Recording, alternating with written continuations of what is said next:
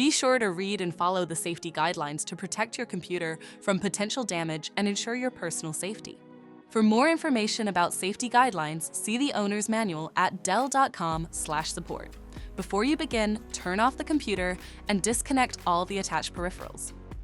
To remove the SSD, flip the laptop over, loosen the screws on the base cover, and gently pry it off using a plastic tool. Lift the cover away. First, disconnect the battery cable and remove the screws holding the battery in place. Lift the battery out of the system. Next, locate the SSD highlighted in blue.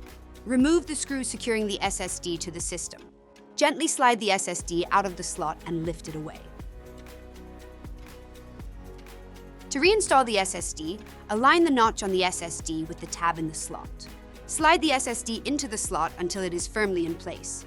Secure it by tightening the screw. Now, put the battery back, secure it with the screws, and reconnect the battery cable. Finally, snap the base cover back into place and tighten the screws to finish. For more information about your Dell system, visit dell.com/support.